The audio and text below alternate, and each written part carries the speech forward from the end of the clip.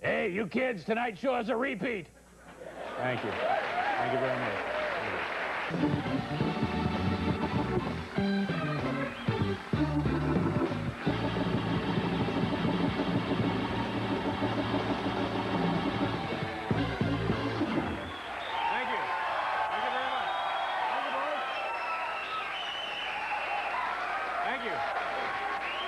Thank you very much. Woo! Thank you. Thank you very much, ladies and gentlemen. You know, I'll be honest with you, that makes me feel very good. That nice, warm, friendly reception from an intelligent, handsome group of humans like yourselves. I wasn't talking about you, ma'am.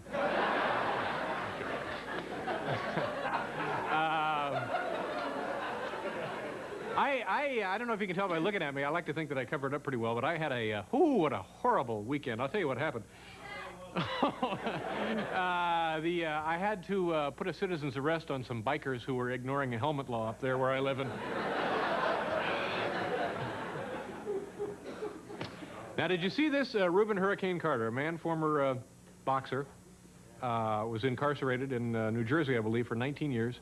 And then his conviction for murder, I guess, was overturned, something like that. Anyway, he's out now. He's out free, walking around. And nobody knows exactly why, but the Weather Channel is tracking his movement up the East Coast. We don't know exactly.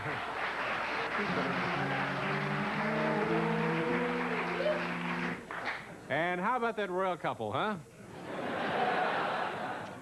So they had a press conference with Princess Di this morning. Is it Diana or Diane? It's Diana, is it not? Diane. It's Diane. What is it, Steve? No, let me hear. What is it? No, I'll try it again. What is it? It's Princess... Oh, Diane.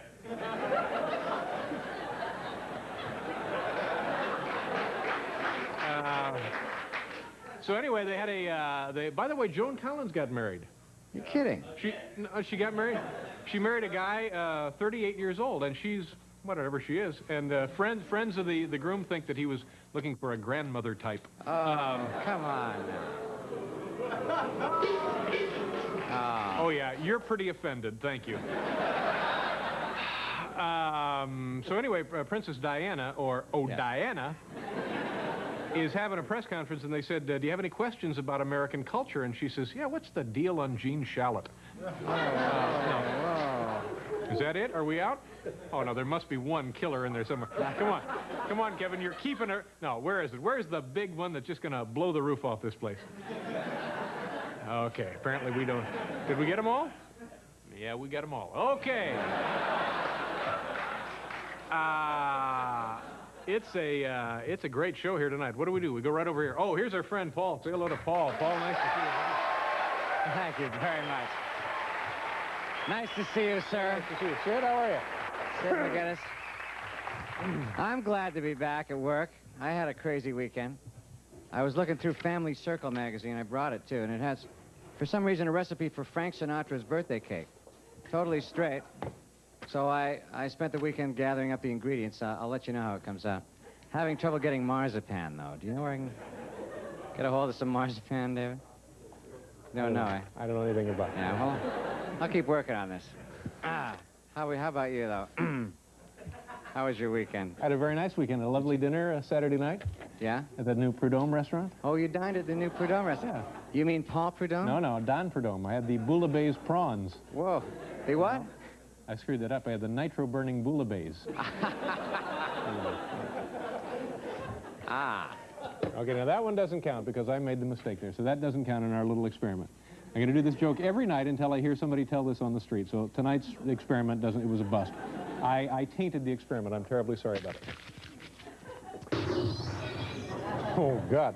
Are you ever going to explain? Are you ever going to explain who Don Prudhomme? Don Prudhomme is a world-famous, legendary drag racer. Drag racing guy. Drag racing guy. That may make a difference as far as people understand. Well, people know who Don Prudhomme is. Oh, yeah, the everybody snake. Knows. Everybody knows. Remember the snake and the mongoose? Tom McEwen was the mongoose? I only know Mr. Norm's Gary Dyer from Chicago. Mm-hmm. Who's the Chi-Town hustler?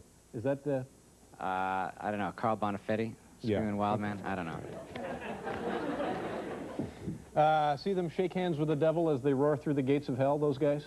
Yeah. Yeah, okay. So he's a race car driver. He's a race car driver, yeah. So in other words, if you dine at his restaurant, you have a dish that might be named Funny car after... veal. Might... Yeah, exactly. See? It's hot in here. It's way too hot. Huh? No, it's not comfortable. The sports guys, for some reason, we turn the studio over to the sports guys on the weekends for NFL 86, 85? 85 with our friend Bob Costas. And it's too hot. It's too hot. The call has been put in. We'll just wait quietly until it cools off.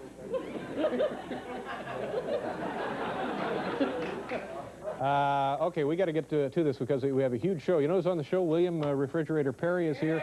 Emmanuel Lewis.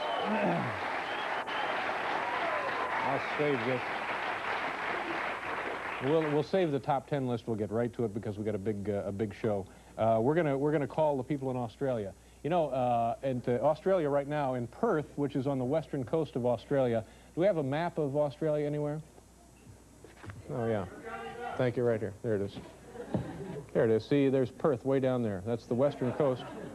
And it's in Australia now, it's about 25 minutes of 7. It's just 6:35, 6:36. That's tomorrow morning. It's this time, but it's Tuesday, tomorrow. And we have a hotel here. It's called the Merlin Perth. Right there, we have a brochure. Okay. And we have a guest list of people staying in the hotel. and these people have left wake-up calls for... Actually, we're a little late getting to this. So we're going to call down there in Australia and wake some of these people up. The first person we're going to talk to is Mr. Miller. He's staying, is that right, Mr. Miller? Is that the first one? I guess it is Mr. Miller. He's staying at the Merlin Hotel, and we'll call. Paul, do something while I dial this. It's a terribly long number here.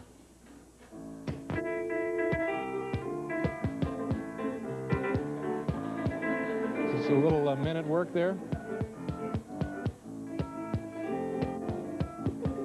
Okay, thank you. So we'll get the hotel operator, and we'll see if we can't wake Mr. Miller. Boy, it's hot in here. How do those sports guys do it? What are they doing, working out in here or something? Whew! Calling Perth, Australia. Take another shot of the clock, Hal. There we go. There's the first... Good morning, Merlin Perth Hotel. Yes, ma'am. Are you the hotel operator? Yes, I am. What a great question on my part, huh? It's the heat, ladies and gentlemen. No, it's a drifter in the lobby just passing through. Hello. Yes, ma'am. My name is David Letterman. I'm calling from New York City. We're doing a television program right now, and we want to wake up some of your guests who left a call for 6:30.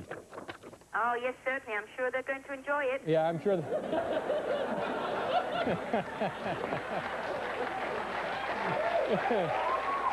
Okay, hold it. Okay, ma'am, can we speak to Mr. Miller? Do you have a Mr. Miller staying with you? I understand he left a wake-up call for 6:30. Mr. Miller, certainly. Just 1 minute, please. Mr. Miller, is it 6:30 there now? No, you're a little bit late. It's 6:40. 6:40, all right. And I'm sure he won't mind. What's 1 minute, the... please. Okay. I'm gonna wake this guy up. Mr. Miller, I can't tell you what room he's in, but he's a guest at the hotel there, and she's putting us through, and I think we all know how painful that can be. Mr. Miller, my name is Dave Letterman. I'm calling from New York City. This is a television show. Can I put you on the air, please? I'm sorry, is this Mr. Miller? No. We want to wake you up. Mr. Miller, can I talk to you on the air? This is a television program. Can I put your voice on the air? He hung up. He hung up? That's what I'm saying. Okay. Now we wait for the operator to come back? The operator, be right back. Operator, be with us in just a minute.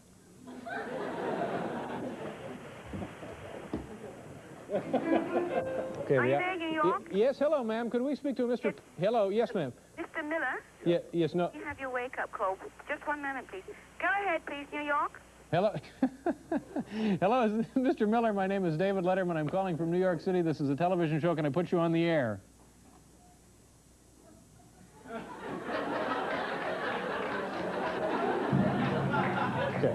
Okay. Well, having some difficulties. New York? Yes, we're having difficulty with the language, I think, ma'am. Would you like us to go on to the next one? Yeah, who was that, Mr. Miller? No, Mr. Miller, you just called. Uh-huh. Like Mr. White? Now let me talk to Mr. Page. Is there a Mr. Page there? Mr. Tony Page? Page, yes. Okay. Certainly. Just 1 minute, please. All right. By the way, I think Mr. Miller had an important meeting around 8. Perhaps. How's the weather there this morning? Pardon? I say, how's the weather there this morning? Well, we usually have beautiful weather, but this morning is a little bit overcast. Oh, I'm sorry to hear We're that. going to have maximum temperature 23 today. That's centigrade, isn't it? Oh, it's very nice. Go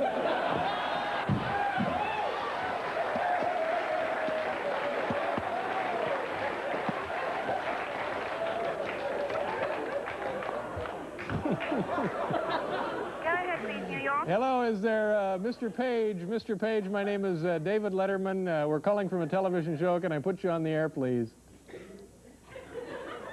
Hello, Mr. Page. My name is David Letterman. We're doing a television show here in New York City. It's time to get up, sir. Time to get up. You have an important meeting this morning, and can we put you on the air? Oh, you'll talk to us. Well, thank you very much. Mr. Page, what are you doing there in Perth? I'm over here on business. What kind of business? I'm in the leisure industry. In the what industry? In the leisure industry. Leisure industry. That's correct, yes. What exactly does that encompass, the leisure industry? Sports complexes, mainly indoor gymnasiums, squash centers. You know, you sound like you just got up. I beg your pardon? How come you're getting up so early this morning? Yes. I wonder that myself sometimes. What? Your phone call, mainly. I'm sorry, I can't hear what you said. I said your phone call is one of the reasons. Oh, the phone call. You've woken me up. All right, now, are you sleeping alone there? Is your wife with you, sir? No, I'm sleeping alone. Yeah. I was sleeping alone. But why are you man ringing down me? under. Okay, I tell you what, Mr. Page, can you take the telephone there to, or do you have a hairdryer with you? What? A hairdryer? A hairdryer, yeah. Yes. Could you test it for us? We'd just like to hear it. Make sure it's working. You are joking. No. Just go to the place where you have your luggage, get the hairdryer out, plug it in, and turn it on. It'll take a second. You got to dry your hair anyway, right? Right. Okay. All right. Okay. Right. All right. Play this game, okay. Okay. Poor guy. Okay, we're waiting on Mr. Page, and it's now 7:15 local time in Australia. By the way, that time is centigrade. Mr. Page, hello. Waiting on him to get his hairdryer, and then we'll be on with our show. We have a great show for you, don't we, Paul? Big show. Fix up. Yep. This is dead air to a different time zone. Yes, sir, Mr. Page. My hairdryer works, Turkey. What next? What, no. No, we wanted you to play it near the phone so we could hear it. I'm sorry, but I have better things to do with my time than play games. All right, well, I certainly appreciate you talking with us. How about, could you sing the national anthem? Just the opening line or two. No. What is the Australian national anthem? I don't believe you. You won't do that for us? Have fun. Okay, thank you. Somebody else out of bed next time, Yeah, I okay, suggest. okay, thank you very much. Bye-bye. Okay, well, there he goes now. All right, well, that's it. What do? We'll just let him go.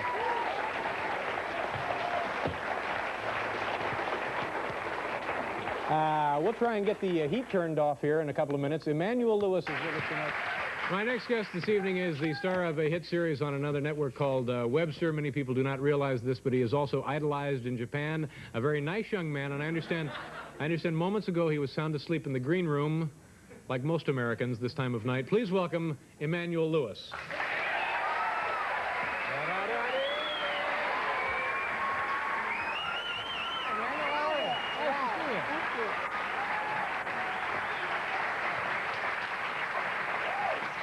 How you doing?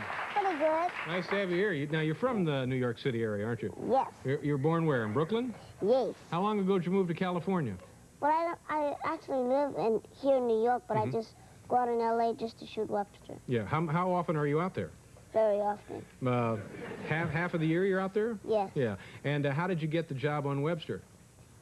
I don't. Well, I think it was because of my Burger King commercial. Uh-huh. And how did you get the Burger King commercial?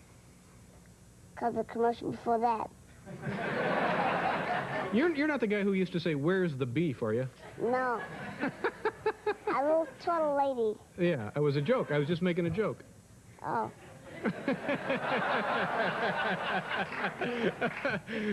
And between New York and L.A., which do you prefer, New York or L.A.? New York. Yeah?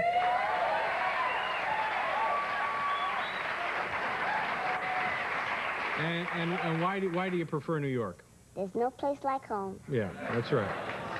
And do you have a nice house in California? No, I live in a condo. Condominium?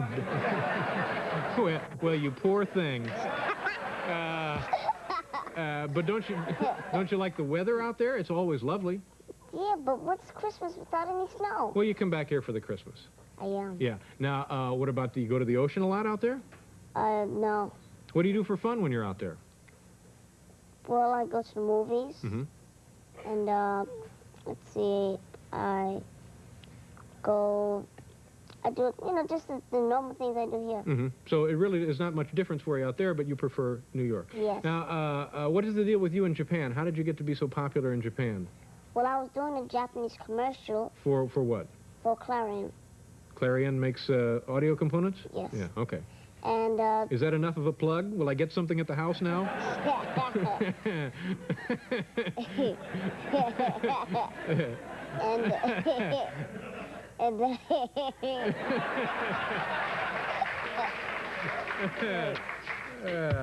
All right, so you go to Japan, you're making the commercial. Yes, and then they liked so much that they decided to do a movie. Mm-hmm. So we did a movie, and then You made a feature film in Japan? Yes. Yeah. What was that about? The samurai. Mm-hmm.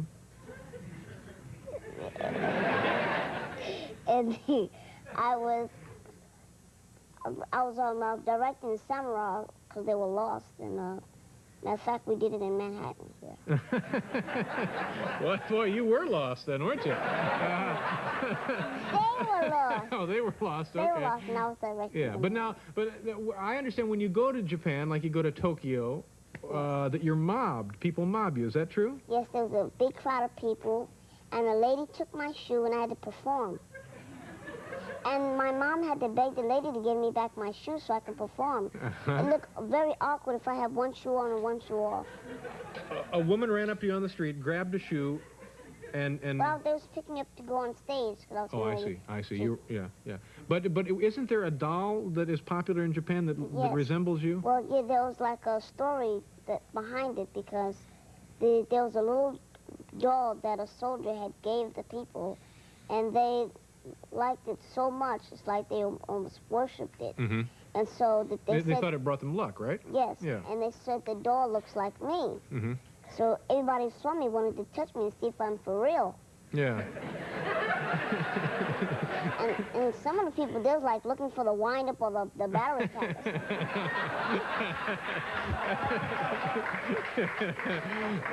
Yeah, I've had that happen on occasion. People want to wind you up, and that can be pretty uncomfortable. Now, how's the show doing? How do you like working with Alex Karras? It's fun. Yeah. It's very much fun because we have a lot of nice people on the show. Catherine Damon, Eugene Roche.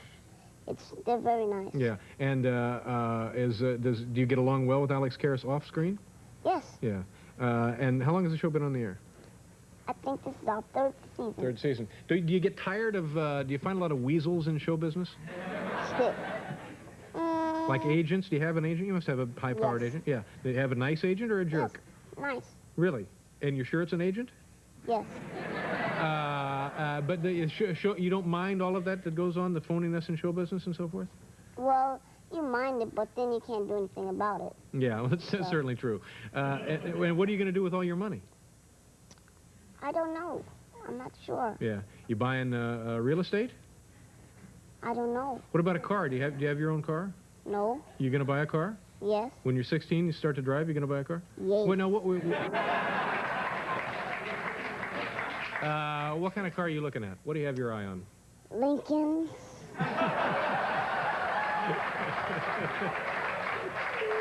But most of all, a Rolls Royce. A Rolls Royce, yeah. Well, that would be real nice. Yes. And would you be driving these cars? You get somebody to drive Oh, them for you? yeah. You be driving them? Yes. Yeah. Have you done any driving? No. Yeah. Yes. The Malibu Grand Prix. Oh, the little Yes. miniature cars. Yeah. Yeah. Well, that's pretty nice. So you having a good time here while you're home now for the holiday? Yes. Okay. Let me see what we're doing here. We're doing a. Okay. Listen. Continued success with the show.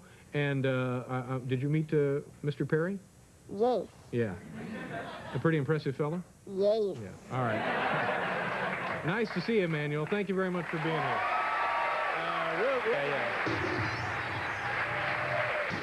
Thank you very much. Welcome back to the show. My next guest has been bringing some fun, has been bringing some fun and excitement back to the NFL this season. He tips the scales at 304 pounds.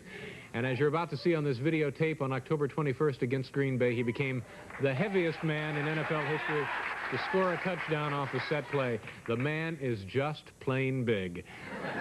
Ladies and gentlemen, from the undefeated Chicago Bears, please welcome William Refrigerator Perry. Yeah! Yeah! Come on over here, William.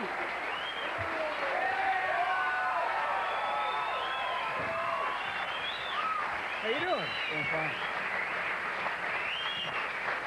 Thank you for coming today. You played yesterday. Are you sore from the game? No, I'm not really sore. Detroit didn't give us that much trouble. Yes. Mr. Big Shot. You're having a lot of fun, aren't you? Oh, yes, I'm having great fun. You have any idea, it's a dumb question, but did you have any idea when you were playing college ball that it was going to turn out like this your first year in professional football? Oh, well, not at all. I was playing behind Dan Hampton and Steve McMichael, and I thought I'd probably get a little time playing, but Yeah. then after all this happened Monday night, then everything just went wild. Yeah, it's a lot of fun for everybody. Oh, yes. Yeah. How old a guy are you? 22. You're just a kid, aren't you? Oh, And how tall are you? 6'2". 6'2". I'm 6'2". Okay. Yeah. And what do you weigh? Is it Right now, is it actually 304? about 3'2" now. 302. Because you played yesterday, worked a little off. Yes. Yeah. And what's the most you ever weighed? Well, I was a sophomore at Clemson. I weighed about 365, 370. 365 or 370? Yes. What's the least amount that you've weighed, other than birth? About 285 my freshman year coming in. 285. Yeah. And do you feel comfortable or right around 300 pounds? Yes, I feel very comfortable. Yeah. Now, do you come from a big family? Have a lot of brothers and sisters? Yes, I have 8 brothers, counting myself, and 4 sisters. Uh-huh. And do we have any size like that in the other members of the family? Our brother, his name is Freddie. He's about 6'2", about 325. 325. So he plays football also, I guess? He used to play semi-pro for Augusta Eagles down there in South Carolina. Yeah. And what kind of stuff do you eat to maintain this weight? Well, it's not mainly anything. What do you start out with breakfast? You roll out of bed. What time do you get up? Well, I don't eat breakfast now. I'm just mainly just get up and just get ready to go practice and just carry on my day. But you know. And just getting up, you put on a couple of pounds. No, not at all. All right. So the first meal you'd have would be what? It's probably be my only meal probably be dinner. Dinner. What time do you have dinner? Probably around after practice sometime. So you only eat one meal a day? Yes. You're going to waste away to nothing. No. All right, now, William, what do you have for your one meal? Well, you have a salad, maybe a little... Salad? Yes. And a tab, and I guess you go to bed then, right? Well, a little steak. So you have a steak. Steak, salad, something to drink, maybe a cookie or two, and that's it. But now, William, when you want to go nuts, when you just want to go nuts, what do you eat? Well, I don't go nuts about food now. It's all in the past now. Now, what I understand in high school one time, college, after a game, you had some beer after a game. Fine. Everybody enjoys a beer after a workout. 48 cans of beer. Well, that was after a big win, after North Carolina win. 48 cans of beer. Well, you was a freshman, you know, coming in college before. You know, you and your friends got together. Y'all probably drunk more than that. Geez, you know, me and my friends would split like an 8-pack, and we'd okay. and we'd sleep through classes on Monday.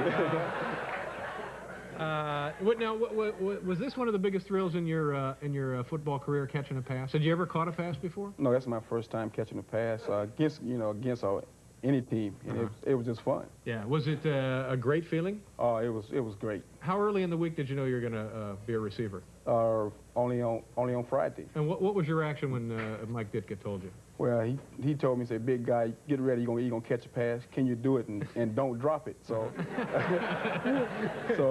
we practiced a couple of times during practice, and I caught 2 and dropped 1. He said, "Don't let that one you be dropped in the game." So. Yeah. We worked on it, quite a bit. Yeah, we have some more videotape of Mr. Perry here in action. Do you know what we're going to look at? I guess this maybe is the pass, right? Yeah. Okay, here we go. It's on the. Who is this against? Green Bay. Green Bay. All right, there he is, right there. And here we go. Yeah.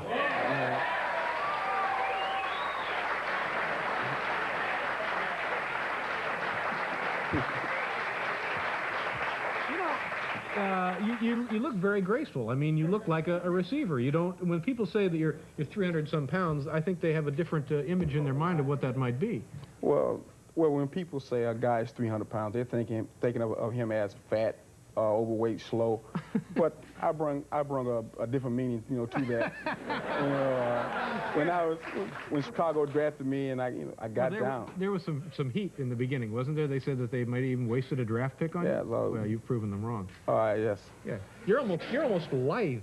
That would be a word for you, wouldn't it? I'm just happy. Everything is going well. We're going to do a station identification, and can you hang around for a second? Yes. Okay, we'll be right back. Welcome back. Later, Jerry Seinfeld will be here, a very funny gentleman, and tomorrow Pete Townsend, Marv Albert, and Stupid Petrix. That's tomorrow. Now, do you feel some pressure that you have to live up to something now that you run in for the touchdown, you caught a pass? Are you going to do any kick returning? Well, I don't know. What Coach Dicker, has in mind. Yeah. Would you mind returning a kick? Oh, not at all. I'll do it. And what about throwing a pass? Could you throw a pass? That might be in the making. Yeah. Oh, is that right? What kind of an arm have you got? Pretty good? Like Roger Staubach. Really? Bullets? Really? Just real? All right. We'll look for that. Now, you actually. What about kicking punts? Well, I kick a little bit, field goals, play around with Kevin Butler and Steve McMichael at practice. I kick a little bit. You kicked a 55-yard field goal in college, right? Yes, that was me and Donald Iquay Buque. He was down at playing for Tampa Bay Buccaneers. He was playing around one day. That wasn't in the game, though? No, I just booted one. Yeah, 55 yards, dead on the money? Oh, yes, straight through. And are you getting a lot of offers and people interested in you for endorsements and stuff now? Yes, it's coming in. My agent is handling all that on his part. Any good stuff? Pontiac, McDonald's, Coca-Cola, Fridge, GE, Amana. It goes on. I understand in Japan people actually worship you. Yes, I heard that joke. Yeah, I heard that before. Yeah. I have an idea. Do you have a second before we leave? Yes. Let's go in here to the green room. I have just for a second. I think this might be interesting. Now you say you're 6'2". Yes. And you weigh what? 302. 302. All right, come on in here. We'll be right back. How do you do? Nice to see you. Are you people with the show? Yeah. I bet you are. All right. Here's the green room. This is Mr. Perry. This is where all of the guests stay. This is Emmanuel Lewis. There's William Refrigerator Perry. Hi. And this is Jerry Seinfeld. Jerry is going to be on the show a little bit later. Now, I don't know. Excuse me. Can you turn around right like that? And Jerry, stand right next to him. Look at that. Look at that. You see the difference? Look at that. He's an easy, like 4 inches taller. And what do you weigh, Jerry? 145. 145, and you weigh like 304. Yes. It's a big difference. Oh, yes. Oh, God, that's amazing. Thank you very much, Jerry. Thank you. Nice seeing you. We'll see you a little bit later. Okay. And are we all done here? William, thank you very much. Have a great season. And maybe you're going to the Super Bowl, huh? All right, all the way. Yeah, all right. Thanks for coming by. All right, thank you. Nice meeting you. We'll be right back, folks. Okay. See, we thought the obvious thing to do would be to compare him to Emmanuel Lewis. Instead, we compared him to Jerry Seinfeld. Did you understood that? Oh, yeah. Yeah. All right. That was, yeah, it was a twist. It was a switch. It was Just a little switch there for you. Hope you enjoyed it at home. My next guest is a terrific comedian. You just saw him in the green room there, where we compared his size to the size of William Refrigerator Perry instead of comparing him to the size of Emmanuel Lewis. He's been on this program several times, and it's always a pleasure to welcome him back. He opens this Wednesday night in Minneapolis at the Comedy Gallery. Please say hello to a very funny gentleman, Mr. Jerry Seinfeld.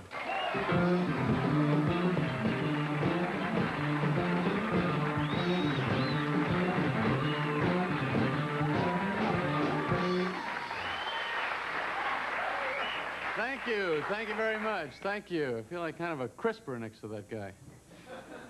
Anyway, what I want to talk about tonight was some of the strange outfits that you find yourself in as you go through life, because I was at this wedding a couple of months ago and I had to rent the tuxedo, which is certainly, I think, one of the moments in life when you feel you're really moving up, when you start renting clothes.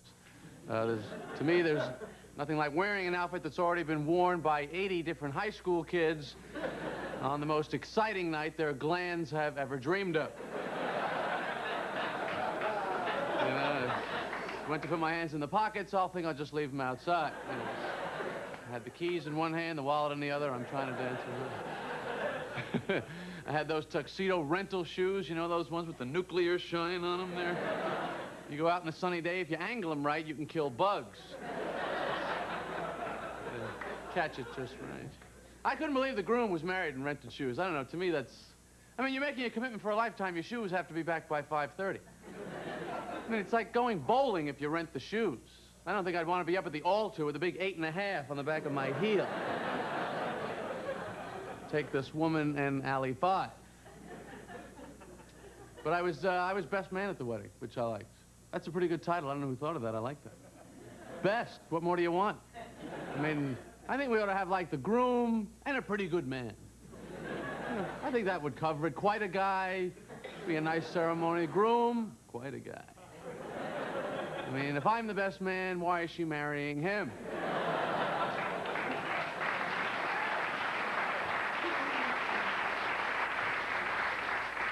But let's see, what other outfits? I was a Cub Scout. I think you can probably tell that about me. Once you've been through the Cubs, I don't think a man is ever really the same. Not really. Any ex-Cubs here? Guys, anybody still go to the meetings? Yeah, tough to stay with it after college, isn't it? That hat gets pretty tight.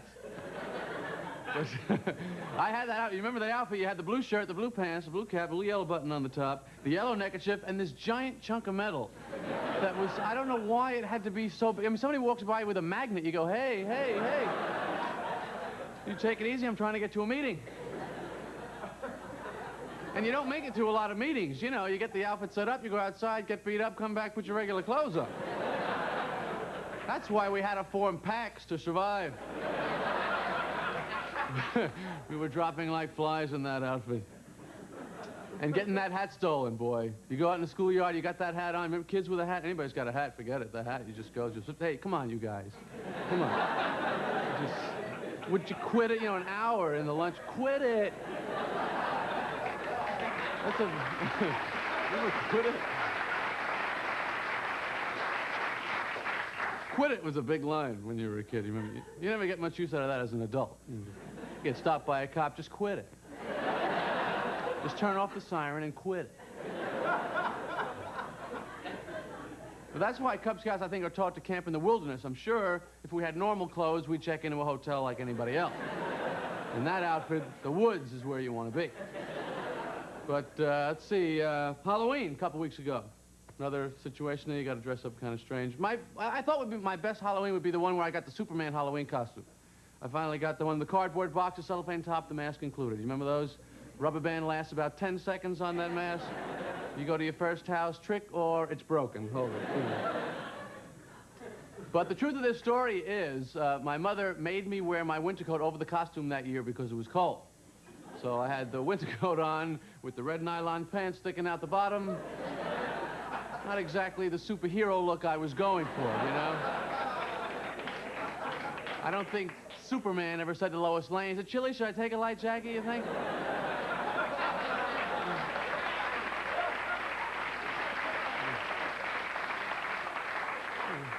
to leap that building in a single bound. I don't want to get a chill. Sore throat as it is. But trick-or-treating is not as much fun as you think it's going to be when you start out. You go out there, and by the end of that night, you get a little put out. I don't know if you remember. You're walking around. It gets pretty tiring. Every house, the same questions. Lady comes to the door. What are you supposed to be? I'm supposed to be done by now. Can we just move it along here with the Three Musketeers? I got 8 houses to hit on this block, lady. I got eggs, water balloons to throw. I'm trying to get off my feet by 11. Well, they give you that paper bag twisted on the top. You know, that's going to be some crap candy. I mean, they don't even want you to see it as they're putting it in the bag. You know, just, what is that, candy corn? Do me a favor, you keep it. Yeah? I got a silo of candy corn at my house. Thank you very much.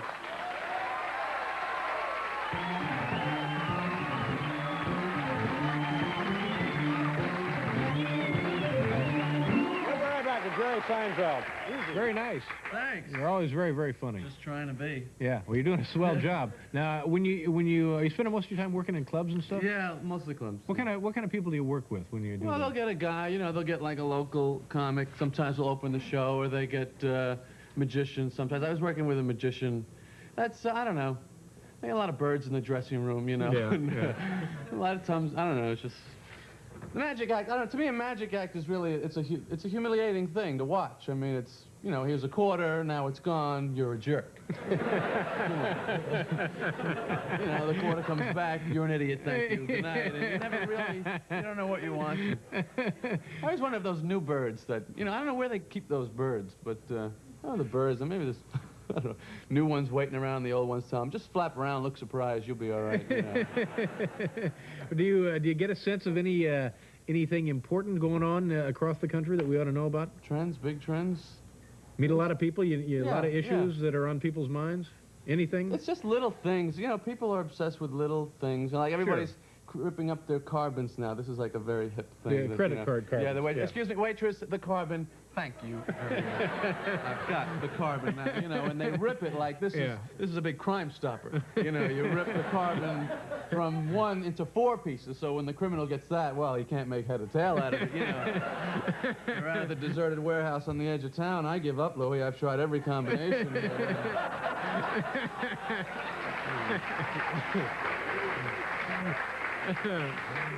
So, you're doing real well? I'm sorry. What were you going to say? No, that's just a trend. Yeah, yeah. You doing well? You enjoying your success? Yeah, I like the work. You know, I like being a comedian. The money, I don't know. You know, I was thinking the other day about money, if it makes as big a difference. I mean, you work so hard to get money, and you think...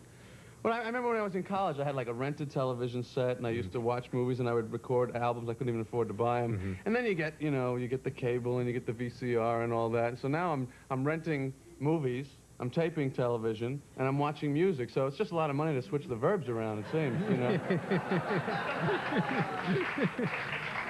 Is there anything we need to mention? You're going to be at the you know, comedy, I'm doing the Carolines, New Year's, the big New Year's week. I got that gig, so that's a good thing, and really? I'm doing that, yeah. That's a good thing? That's a good thing. New Year's Eve here in New York at Carolines? Well, it's a gig. I mean, I'm working. Oh. You know. Well, they get the fun thing is not only do they get noisemakers, there will be pellet guns also. So, you know, it'll really be fun for the people that show up. Well, good luck to you. Thank you. And, yeah, have a nice New Year. Nice to see you again, Jerry. Thanks, Come you back too. anytime, sir. Okay. Rubberman.